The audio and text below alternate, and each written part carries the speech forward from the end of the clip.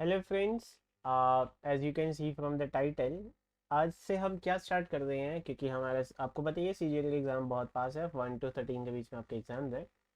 तो मैंने सोचा कि ये लास्ट के 2 वीक्स जो हैं हमारे पास, इसमें हम क्या करते हैं, जो प्रीवियस ईयर पेपर्स हैं ना, उनको देखते हैं कि हमें कैसे अटेम्प्ट करना है, कैसे हम विद इन 5 to 10 मिनट्स पूरा इंग्लिश के जो 25 क्वेश्चन है ना, इनको कवर अप कर सकते हैं। देखिए क्या रहता है कि जब आपको अटेम्प्ट करना है ना एग्ज़ाम, तो उसमें टाइम मैनेजमेंट बहुत इंपॉर्टेंट है और बहुत नेसेसरी है।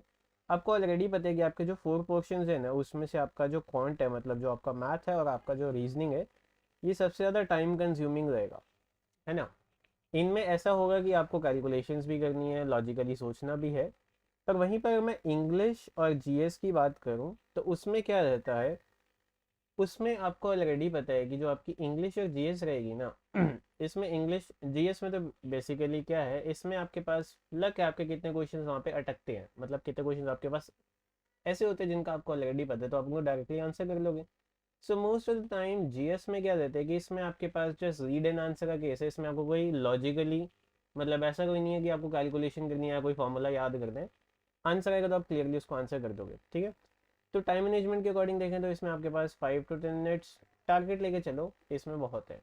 सेम केस आपका इंग्लिश का है। इंग्लिश में भी आपने एक टारगेट सेट कर लेना कि 5 to 10 मिनट्स, मतलब अगर मैं बात करूँ ना तो हार्डली 15 मिनट्स, 15 मिनट्स बहुत ज़्यादा कह रहा हूँ मैं।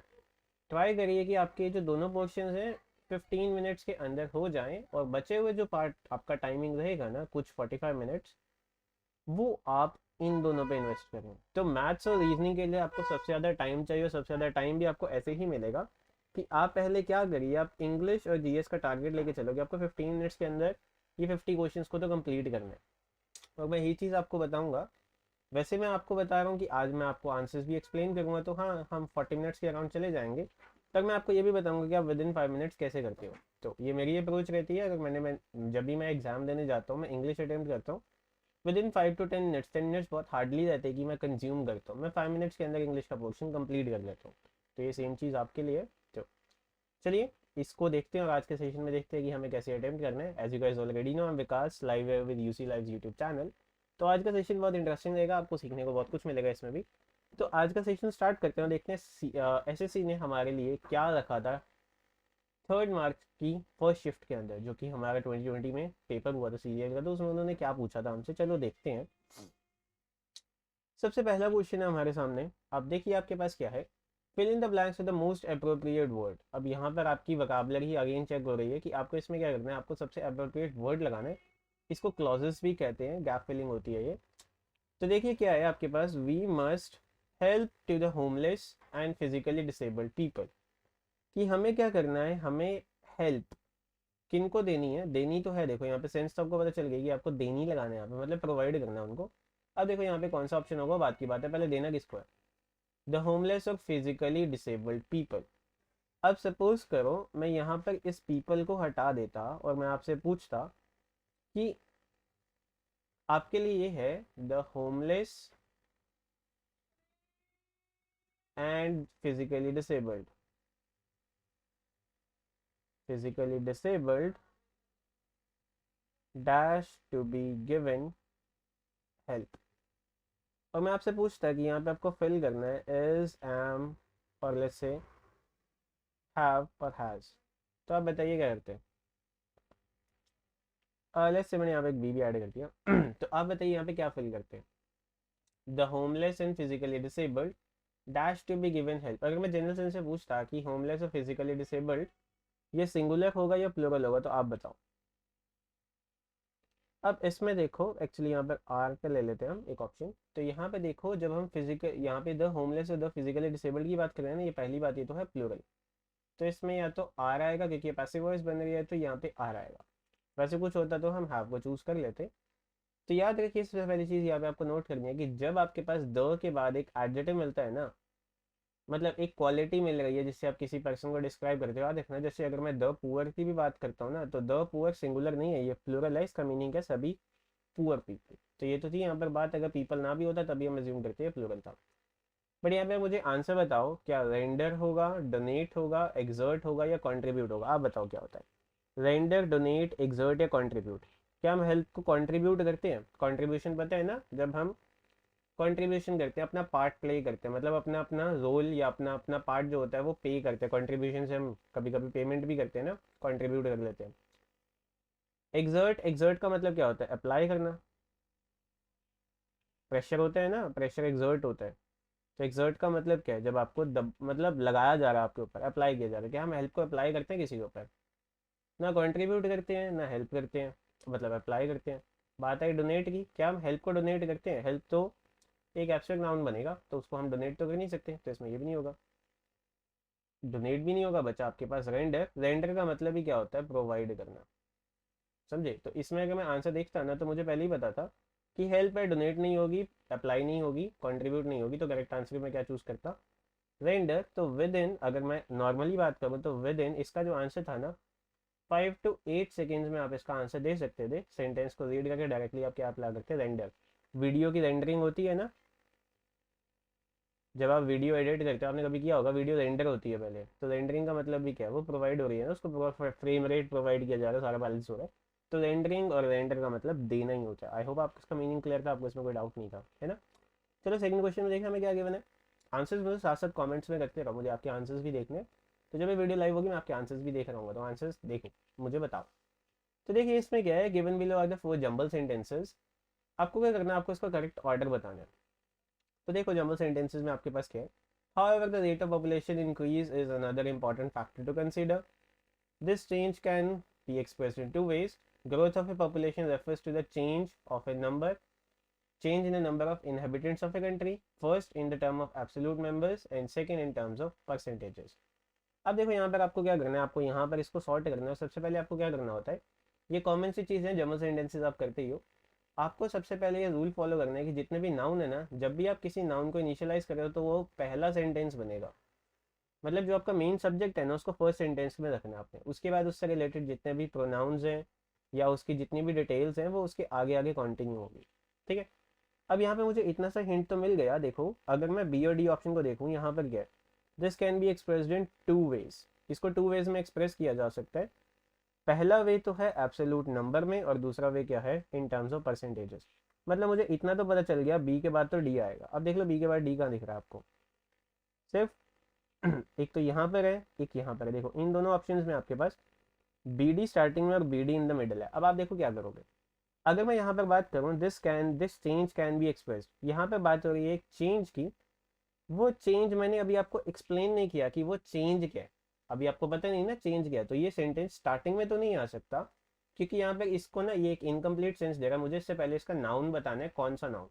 तो अगर मैं ध्यान से देखूँ सी ऑप्शन पर, तो यहाँ पे क्या गिवन है? The growth of a population refers to the change in the number of inhabitants of a country. किसका चेंज? वो चेंज जो एक कंट्री के इनहेबिटेंट्स में, और उसी चेंज को आगे हम एक्सप्लेन कर रहे हैं 2 वेज में। तो ऑब्वियसली मुझे आंसर मिल गया। स्टार्टिंग में मुझे चाहिए सी ऑप्शन, उसके बाद मुझे चाहिए बी और डी, और बचा हुआ क्या आ गया? ए। तो अगर मैं ऑर्डर में देखूँ तो क्या बनेगा? The growth of population refers to the change in number of inhabitants of a country. This change can be expressed in 2 ways. इस चेंज को हम 2 तरीके से एक्सप्लेन कर सकते हैं। पहला क्या होगा? In terms of absolute number, and second in terms of percentages. However, जबकि the rate of population increase is an important factor to consider. मतलब ये दो फैक्टर्स के अलावा भी मेरे पास एक ऐसा और फैक्टर है जिसको कंसीडर करना चाहिए, और वो फैक्टर कौन सा है? पॉपुलेशन इंक्रीज का। तो ऑब्वियसली मुझे यहाँ से इतना तो पता चल गया था, बी और डी तो एक साथ आएंगे, जिससे मैंने नैरो डाउन कर दिया था कि मेरे 2 ऑप्शन है।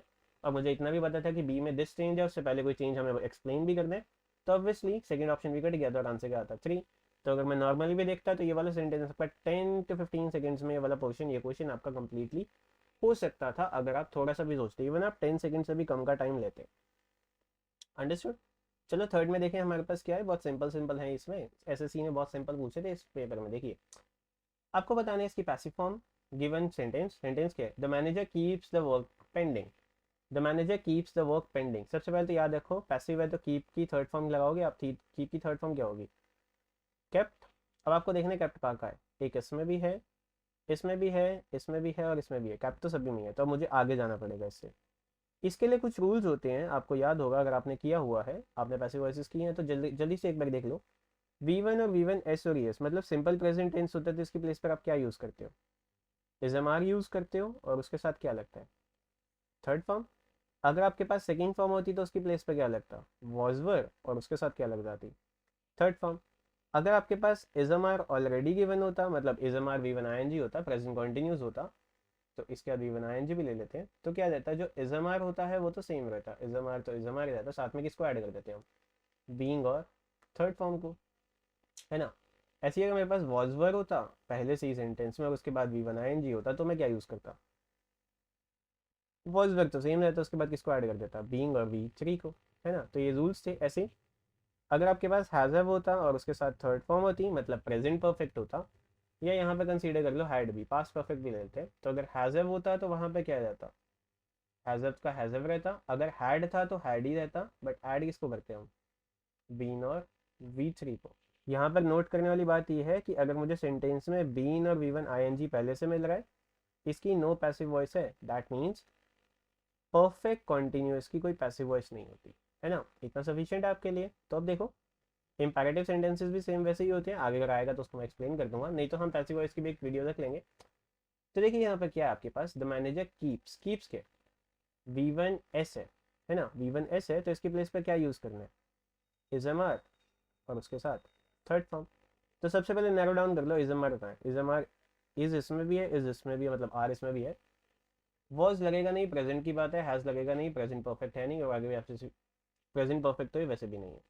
अब इन दोनों में देखना है मुझे क्या करना है, मुझे इज एम आर के बाद थर्ड फॉर्म चाहिए, और यहाँ पर क्या गिवन है, बीइंग, ये तो वैसे भी नहीं होगा, करेक्ट आंसर भी क्या है, थर्ड वाला। अगर मैं इसका सेंटेंस की पैसिव वॉइस देखता हूँ, देखो द वर्क, क्योंकि वर्क एक अनकाउंटेबल नाउन है, उसके लिए इज ही लगेगा, the work is kept, keep की थर्ड फॉर्म केप्ट, कैसे रखा जाता है काम, पेंडिंग ही रखा जाता है, तो kept pending by the manager.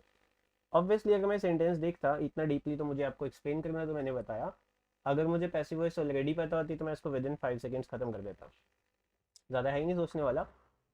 देखिए आपको करना क्या है, जब भी आप सेंटेंस को देखें, पैसिव वॉइस, रिपोर्टेड स्पीच, इनके केसेस में क्या होना चाहिए, मतलब नरेशंस के केसेस में, जैसे आप इनको देखें आपके माइंड के अंदर आंसर ऑटोमेटिकली उसी टाइम बन जाए, और आप उसको मैच करें, ना कि उसमें से ढूंढ के सोचें कि क्या ये हो सकता है। बाकी रूल मैंने आपको बता दिया, बहुत सिंपल सा था आइडेंटिफाई करना।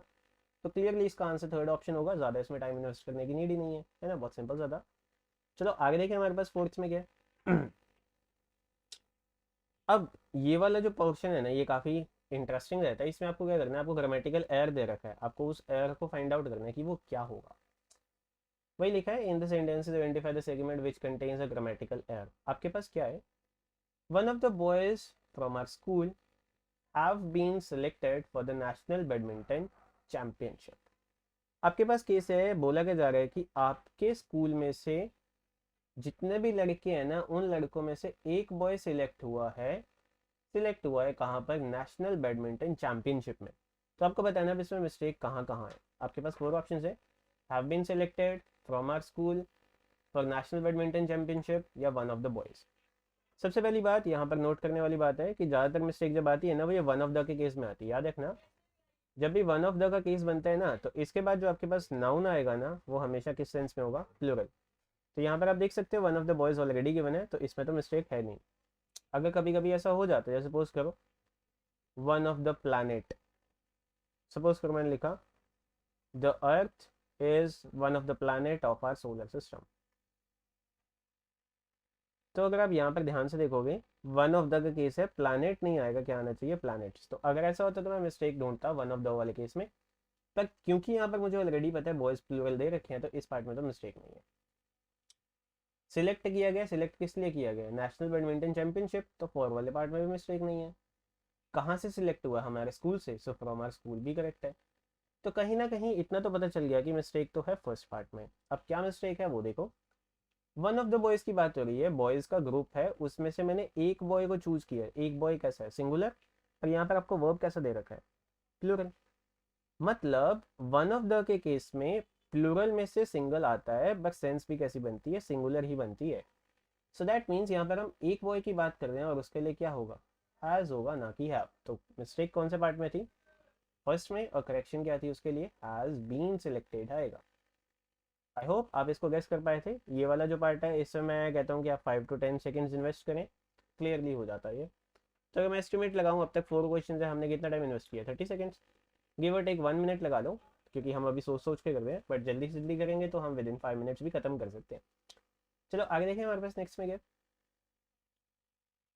अब आपके पास आता है प्योरली वकाब का पार्ट। इसमें आपको क्या करना है, इसमें आपको बताना है सिनोनिम। हालांकि वर्ड बहुत सिंपल है, इसका मीनिंग आपको ऑलरेडी पता होगा, बोला जाता है, काफ़ी कॉमन है, स्कूल्स के अंदर तो यूजुअली बोला जाता है। तो आपके पास वर्ड है ऑब्लिगेटरी, ये निकला है वर्ड ऑब्लिगेशन से। तो ऑब्लिगेशन क्या होता है आपको पता होना चाहिए वर्ड, इसके लिए आपको सिनोनिम में ऑप्शंस दे रखे हैं, मैंडेटरी, रेकलेस, यूजलेस और अग्रेसिव। अब चलो एज्यूम करते हैं कि मुझे इसमें नहीं पता कि इसका मीनिंग क्या होगा, ठीक है। तो मैं क्या करता हूँ, मैं ऑप्शन से हेल्प लेता हूँ। तो देखो रेकलेस और एग्रेसिव दोनों ऑलमोस्ट सेम सेंस दे रहे हैं, हालांकि दोनों में डिफरेंस है। रेकलेस क्या होता है, एक ऐसा पर्सन जो काफ़ी केयर नहीं करता, और अग्रेसिव भी क्या होता है, अग्रेसिव गुस्से वाला होता है। पर कभी कभी अग्रेसिव पर्सन ऐसा भी होता है जो जल्दी जल्दी एक्शंस ले लेते हैं, है ना। कुछ प्लेयर्स होते हैं ना जो काफ़ी अग्रेसिव होते हैं, गेम्स आप सभी खेलते हो। तो अग्रेसिव प्लेयर्स क्या होते हैं, अब क्रिकेट का एग्जांपल ले लो, एक प्लेयर एक्स है, वो आया फील्ड पर, उसने क्या किया, 10 बॉल्स पर उसने क्या किया, फुल एग्रेसिव प्ले किया, और उसने मतलब डील किया सिर्फ 6 और 4s में, और वो कुछ लेट्स से 50 बना के चला गया, 50 तो बहुत ज़्यादा कह रहा हूँ, लेट्स से वो 30 बना के चला गया, 30 या 40 स्कोर। तो वो कैसा प्लेयर है, वो एक एग्रेसिव प्लेयर है। और उसकी प्लेइंग कैसी है, रेकलेस प्लेइंग है ना, मतलब वो केयर नहीं कर रहा ना, चाहे वो आउट भी हो जाए। तो ये दोनों तो ऑलमोस्ट सेम सेंस है, इनको तो मैं चूज ही ना करता। अब बात आई मैंडेटरी और यूजलेस की। अभी मैंने वर्ड तुमको बताया था ऑब्लिगेशन है ना। अब यहाँ पर मैं आपको लेके जाता हूँ पार्ट्स ऑफ स्पीच के मूड्स में या मॉडल वर्ब्स में। मॉडल वर्ब्स पता है ना, मॉडल वर्ब्स में क्या होता है, जब आपके पास एक मॉरल ऑब्लिगेशन होती है, मॉरल ड्यूटी होती है, तो वहां पर आप क्या यूज करते हो, ऑट टू यूज करते हो ना। ऑट टू एक मॉडल वर्ब है, ये आप यूज करते हो जब आपके पास मॉरल ऑब्लिगेशन होती है। मॉरल ऑब्लिगेशन का मतलब क्या है, एक ऐसी चीज जो आप खुद से फील करते हो कि आपको करनी है। ऑब्लिगेटरी का भी मतलब क्या हुआ, एक ऐसी चीज जो आपको फील हो रही है कि वो आपको करनी है, तो आपके लिए कैसी है, नेसेसरी है। नेसेसरी है तो मतलब वो मैंडेटरी है, मतलब कंपलसरी है। तो आई होप आप ये मीनिंग समझ गए थे। तो ऑब्लिगेटरी का मतलब क्या होता है, जो चीज़ रिक्वायर्ड है, ये चीज़ करनी करनी है, वो ऑब्लिगेशन है, वो ड्यूटी है। जो चीज़ बात ड्यूटी की आ जाए तो वो कैसी है, वो मैंडेटरी केस बन जाता है, और मैंडेटरी के केस में वही इसका सिनोनिम होगा। बहुत सिंपल सा वर्ड था, है ना, काफ़ी ईजी था। आई होप आप इसको कर पाए थे। चलिए इसमें भी देखते हैं हम 10 सेकेंड्स या 15 सेकेंड्स इन्वेस्ट करके हो जाता। आगे देखिए हमारे पास क्या है। देखो मैं यहाँ पे ना आपको एक बात कहना चाहता हूँ, ट्राई करना, जब वकाब का केस बनता है ना, क्या रहता है कि हम ना ये सोचते हैं कि ये वाला हो सकता है, टिक कर दिया, ये वाला हो सकता है, टिक कर दिया। बट याद रखिए जब भी आप टिक कर रहे हो ना, जिसको आप गेस करके कर रहे हो, वो 0.5 डिडक्ट भी करवा सकता है आपके। तो ट्राई करिए, जब आप आंसर के लिए श्योर है ना, वकाब के केस में, तभी उसको टिक करिए, नहीं तो कोई फायदा नहीं है उसको टिक करने का, क्योंकि वहां पर क्या होगा, आपके मार्क्स डिडक्ट हो जाएंगे अगर वो गलत होगा। क्योंकि वकाब एक ऐसी चीज़ है जिसमें आप श्योरिटी है तभी उसको यूज़ करो, नहीं तो उसको ब्लैंक छोड़ दो, वो ज़्यादा बेटर है बजाय कि एक्स्ट्रा मार्क डिडक्ट करवाने के। यहाँ पर क्योंकि ये ऑब्वियस केस था, मैंडेटरी और ऑब्लिगेशन बहुत सिंपल सिंपल वर्ड्स हैं, ये आपको क्लियरली दिख रहे थे, तो ही करना था। बाकी वकाब को जितना हो सके उतना पढ़िए, ताकि आपकी नॉलेज इंप्रूव होती जाए। बाकी आप ऑप्शंस की हेल्प लेके भी कर सकते हैं। चलिए आगे देखिए हमारे पास 6 में गए। यहाँ पर क्या है आपके पास, select the most appropriate option to substitute the underline word. यहाँ पे अंडरलाइन वर्ड है विद द प्रपोजल, ठीक है, शायद स्किप हो गया मुझसे। तो with the proposal, agree with the proposal, ये कंप्लीट है। ये क्या है, ये आपके पास अंडरलाइन सेगमेंट है, इसको आपने इंप्रूव करना है। अगर इसमें कोई इंप्रूवमेंट नहीं है, मतलब इसमें कोई चेंजेस नहीं होने चाहिए, तो नो इंप्रूवमेंट में टिक लगा देना। मतलब अब यहाँ पे देखो आपके पास क्या क्या है, the director will agree with the proposal if you do not exceed the budget. जो डायरेक्टर है वो हमारे प्रपोजल से अग्री करेगा अगर हम ज़्यादा बजट को बढ़ाते नहीं है। अब यहाँ पे बात हो रही है, देखो अग्री के लिए ना हमारे पास 2 केसेस बनते हैं, किसी थिंग के लिए और किसी पर्सन के लिए। बात आई जब तुम किसी पर्सन से अग्री करोगे ना, वहां पर हमेशा, सॉरी, किसी थिंग से अग्री करोगे ना, वहां पे क्या लगेगा, टू। अगर आप किसी पर्सन से किसी बात पे कर रहे हो, जैसे वो एक पर्टिकुलर टॉपिक है, ऑन दिस टॉपिक हो सकता है, वैसे विद आएगा, आई अग्री विद यू। अगर आप किसी को अपनी सहमति दे रहे हो, मतलब अलाउ कर रहे हो किसी चीज को, अग्रीमेंट कर रहे हो, तो वहां पर आपको टू लगाना है, ठीक है। अब यहाँ पर देखो हम किसकी बात कर रहे हैं, हम प्रपोजल की बात कर रहे हैं ना, पर्सन के साथ विद, थिंग के साथ टू। तब यहाँ पर आपको आंसर देख ही गया होगा कि जो डायरेक्टर है वो हमारे प्रपोजल से एग्री करेगा, that means agree to the proposal आएगा। बहुत सिंपल सा था, आई होप आप इसको समझ पाए थे। चलिए आगे देखिए हमारे पास नेक्स्ट में क्या। अग्री ऑन तब आता है जब हमारे पास ना एक कंडीशन सेटिस्फाई कर रहा होता है वो केस, ठीक है। अगर वो कंडीशन होती ना, तो वहां पर अग्री आता, जैसे I I agree with you on this topic. इस टॉपिक पर हम तुमसे अग्री करते हैं। I agree to your proposal, वो अलग केस होगा। जो चीज़ तुम मुझे बता रहे हो मैं उससे अग्री करता हूँ, मैं तुमसे अग्री करता हूँ इस बात को लेकर। तो दोनों में डिफरेंस है, याद रखना, दोनों बातों में डिफरेंस है। चलो आगे देखें, हमारे पास सिक्स में क्या सॉरी सेवेंथ में। तो देखिए ये आपके पास केस है कॉम्प्रीहेंशन का। तो इसमें क्या करना है आपने, कॉम्प्रीहेंशन रीड करना है, आंसर ही करना है। तो देखो आपके पास क्या है, communication plays a dash role in overall development of a man.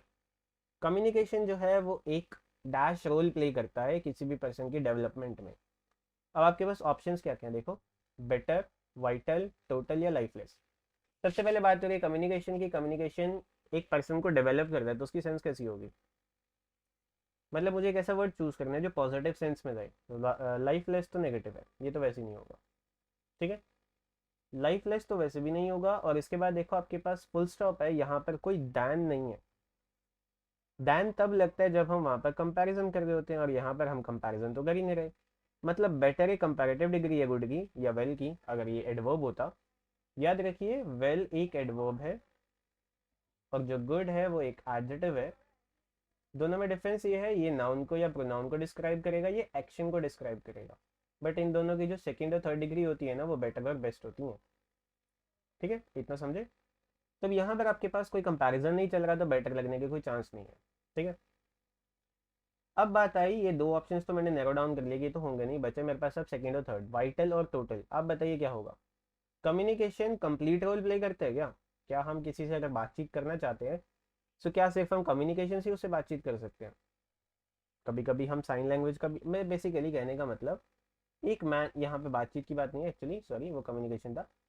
हमें डेवलपमेंट करना है किसी ह्यूमन बीइंग का, क्या सिर्फ हम उससे बात करके उसको डेवलप कर सकते हैं? अगर हम किसी से बातचीत करें, क्या उसकी डेवलपमेंट हो रही है?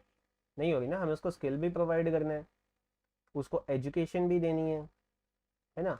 बहुत सारे फैक्टर्स हैं जिससे हम एक पर्सन को डेवलप करवा सकते हैं। उस फैक्टर में जो सबसे ज़्यादा इंपॉर्टेंट चीज़ कौन सी है, वो है कम्युनिकेशन, है ना। अगर वो एक क्लास में है, क्लास लगा रहे, अगर वो अपने टीचर से अच्छे से कॉन्वर्सेट नहीं कर सकता या टीचर उससे कम्युनिकेट नहीं कर रहा, तो क्या होगा, बीच में बैरियर आ जाएगा ना, बात अड़ने लग जाएगी, वो डेवलप नहीं हो पाएगा। तो कम्युनिकेशन जो है वो एक बहुत इंपॉर्टेंट रोल तो प्ले करता है, पर कंप्लीट रोल वो प्ले नहीं करता। सो दैट मीन्स यहाँ पर टोटल तो नहीं होगा, क्या होगा, वाइटल।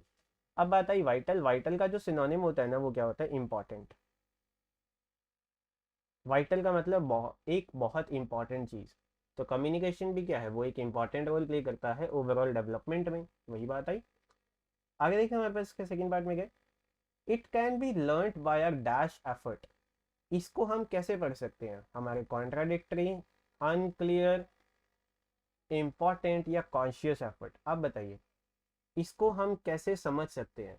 कॉन्ट्राडिक्टरी बार बार आर्ग्यूमेंट करके, अनक्लियर जो चीज़ क्लियर नहीं है उससे, इंपॉर्टेंट एफर्ट्स जो एफर्ट्स हमारे बहुत ज़्यादा इंपॉर्टेंट है उनसे, या कॉन्शियस एफर्ट्स मतलब समझदारी से।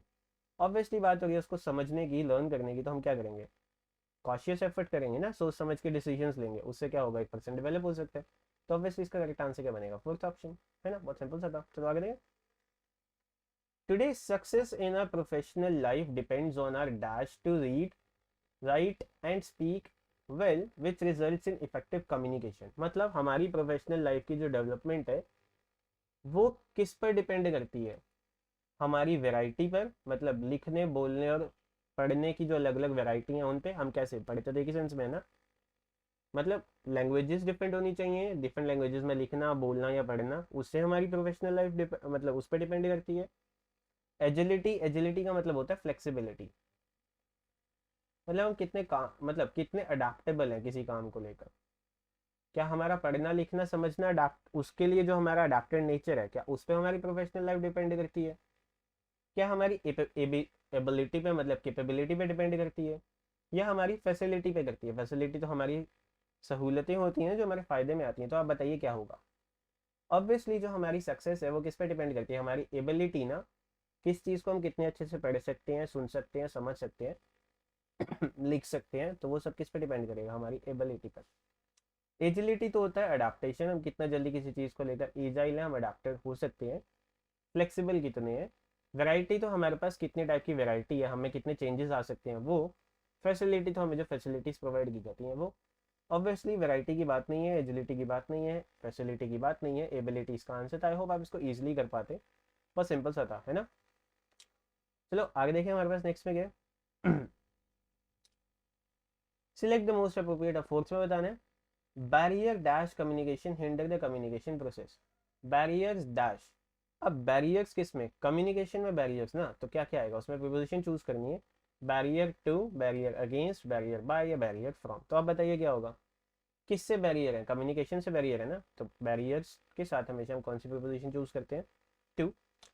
Barrier to communication hinder the communication process, मतलब कम्युनिकेशन में जो बैरियर्स होंगे ना उनसे क्या होगा, जो हमारा कम्युनिकेशन प्रोसेस है वो रुक जाएगा, हिंडर का मतलब रुक जाएगा।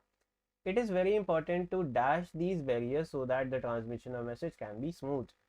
और इसीलिए हमें क्या करना है, इन बैरियर्स को क्या करना है, स्ट्रेंथन करना है और ज़्यादा हार्ड करना है, जिससे कि वो कम्युनिकेशन टोटली खत्म हो जाए। बैरियर्स को और ज़्यादा बनाना है तब भी नहीं, बैरियर्स को सक्सीड करना है, जीतना है बैरियर्स को तब भी नहीं।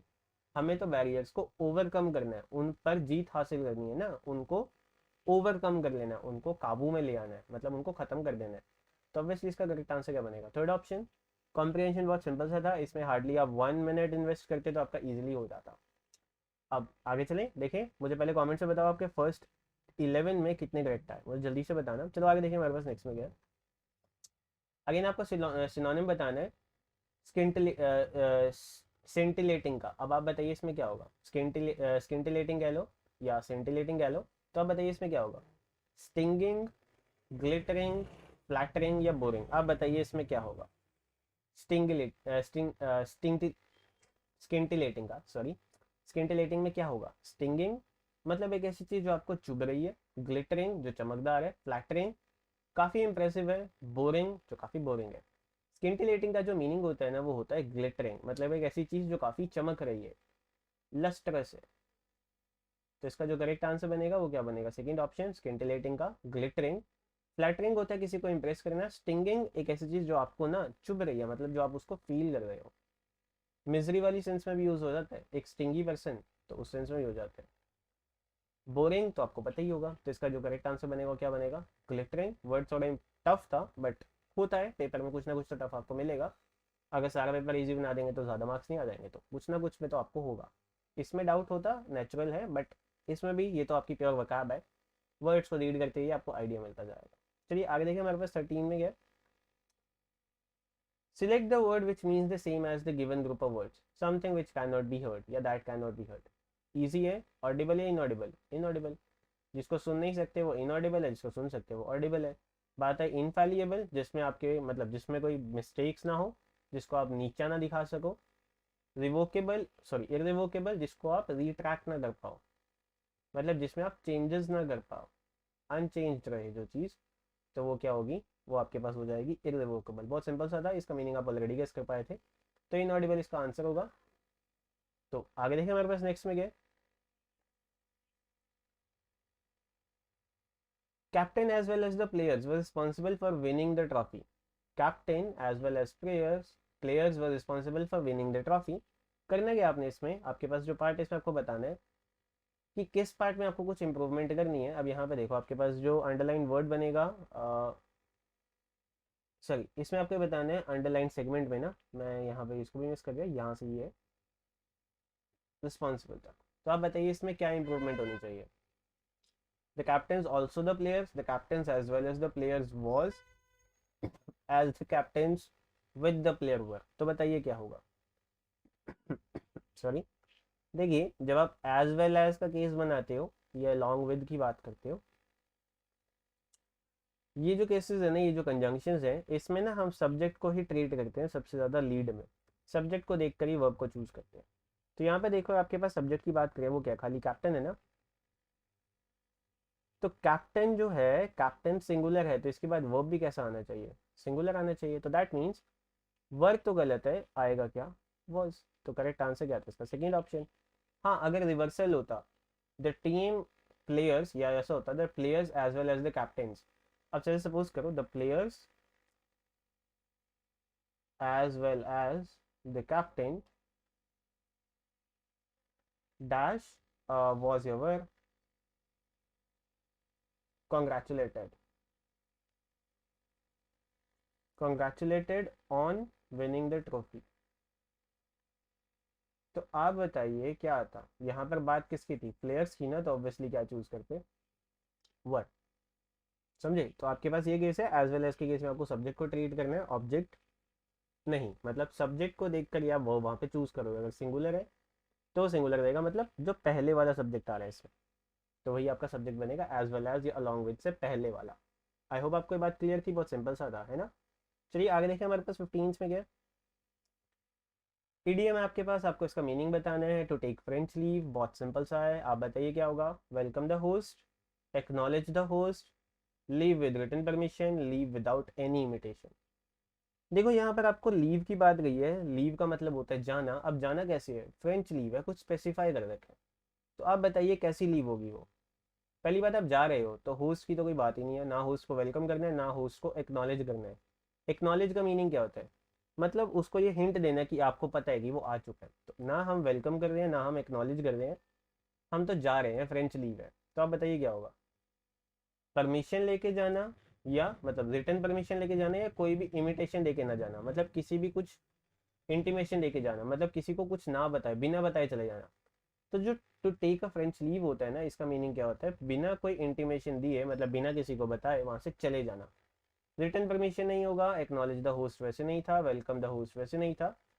यहाँ पर अगर मैं थोड़ा सा हिंट लेता तो मीनिंग नेगेटिव जा रहा था, मतलब मैं कुछ एक ऐसा काम कर रहा हूँ जो काफी बुरा है, तो उस केस में मैं क्या कर रहा हूँ, ऑब्वियसली मैं एक ऐसा काम कर रहा हूँ ना जिसमें मैं बिना बताए वहां से जा रहा हूँ, बिना इंटीमेशन डाले वहां से जा रहा हूँ।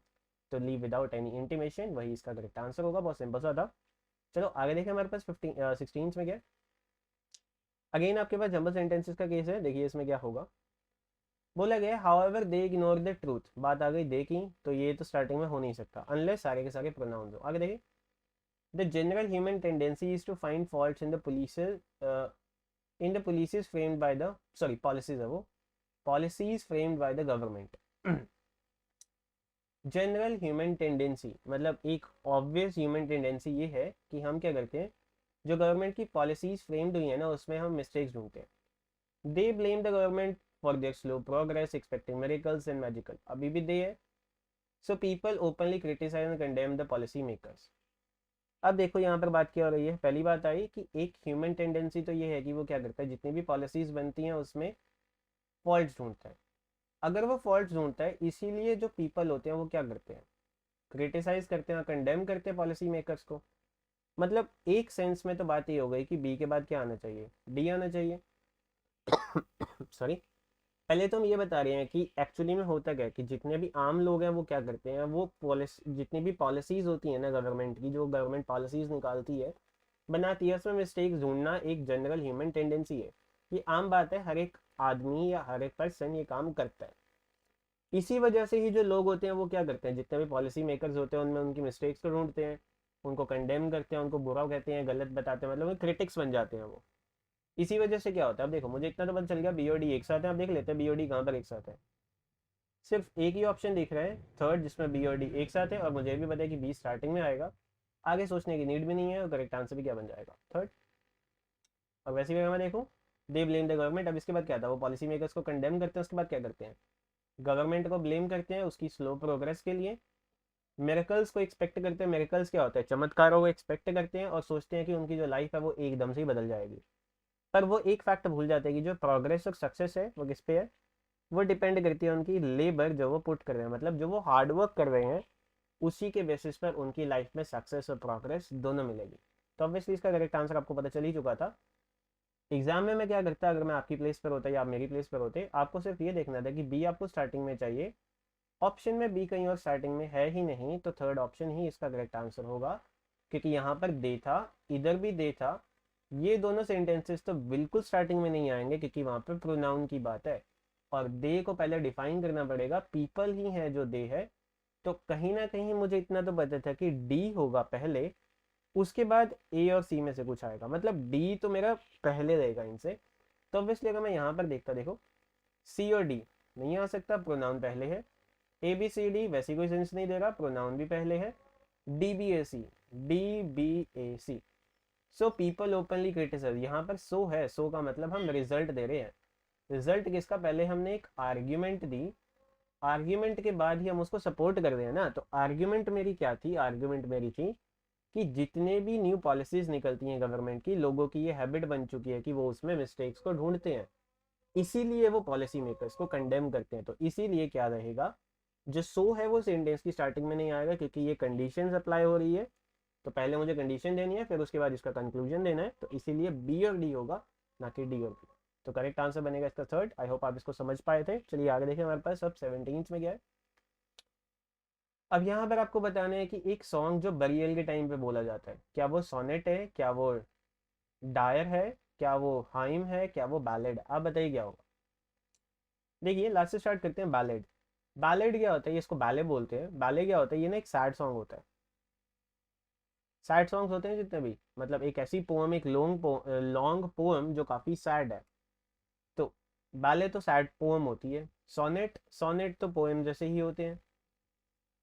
शेक्सपियर के काफी सोनेट भी हैं। हाइम, हाइम क्या होता है, ये ना चर्च के अंदर बोले जाने वाले, मतलब बोले जाने वाली प्रेयर कह लो या बोले जाने वाले सॉन्ग्स होते हैं, वो हाइम होते हैं। ये भी नहीं होगा, करेक्ट आंसर क्या बनेगा, डायर। और यही इसका करेक्ट आंसर भी है। तो जो सॉन्ग किसी के बरियल पर, मतलब कोई एक पर्सन की डेथ हुई है, उसको सेमेटरी में लेके गए हैं बरी करने के लिए, तो बरियल के टाइम पे जो भी गाने बोले जाते हैं, जो भी चीज़ें बोली जाती हैं, वो सभी क्या होंगी, वो डायर का केस आता है। आई होप आपको बात क्लियर था, है ना। तो आगे चले, हमारे पास नेक्स्ट में गए। अब आपके पास अगेन एक इडियम है, इसमें आपको बताना है hard nut to crack. Obviously common सा केस है, कोई भी एक नट सोच लो, वॉलनट ही सोच लो। वॉलनट को क्रैक करना काफ़ी टफ होता है, अगर आप अपने हाथ से तोड़ने का ट्राई कर रहे हो तो वो क्या है, easily disappointed, difficult problem, no restraint, या easily encourage. Easily disappointed, easily encourage एक दूसरे का अपोजिट ही है, बट यहाँ पर बात क्या हो रही है, यहाँ पर बात हो रही है एक हार्ड नट टू क्रैक, मतलब एक ऐसी चीज़ जिसको आप आसानी से कर नहीं सकते, तोड़ नहीं सकते। अब तोड़ना किसको होता है, प्रॉब्लम्स को ही सॉल्यूशन ढूंढते हैं ना, प्रॉब्लम्स के सॉल्यूशन ढूंढे जाते हैं। तो हार्ड नट टू क्रैक का मीनिंग क्या होगा, एक बहुत डिफिकल्ट प्रॉब्लम जिसका सॉल्यूशन आपके पास नहीं है। तो करेक्ट आंसर क्या बनेगा, सेकंड ऑप्शन। नॉट रेस्ट्रेंट नहीं होगा, इजीली एनकरेज नहीं होगा, है ना। वॉलनट को इजीली तुम नहीं तोड़ सकते, उसी सेंस में एक ऐसी प्रॉब्लम जिसको आप इजीली सॉल्व नहीं कर सकते, वो होगी आपकी एक हार्ड नट टू क्रैक। समझ गए। इसका एक सेंटेंस देखने, सपोज करो this sum seems a very hard nut to crack. मतलब ये जो सम है ये काफी हार्ड नट, एक हार्ड नट, बहुत ज्यादा हार्ड नट लग रही है तोड़ने के लिए, मतलब ये सम काफी डिफिकल्ट है, इसका सॉल्यूशन ढूंढना आसान नहीं है। तो ये आपके पास केस था 18th का। चलिए 19th में देखिए हमारे पास क्या है। अब आपको इसमें भी बताना है, handle the glass table with care because it is frugal, ductile, fragile, volatile. Glass कैसा होता है, इसका बहुत सिंपल सा आंसर, आंसर क्या आएगा, फ्रेजाइल, जो हार्ड तो हो बट इजीली ब्रोकन हो। इसका करेक्ट आंसर क्या बनेगा, फ्रेजाइल, ज़्यादा सोचने की भी नीड नहीं है, बाकी वर्ड चाहिए नहीं। तो आपके पास केस था वॉलेटाइल, जो इजीली खत्म हो जाए, डक्टाइल जिसमें आप उसको पीट पीट कर उसकी थिन शीट्स बना लो, है ना। चलिए आगे चले, सॉरी थिन वायर्स, आगे चलते हैं।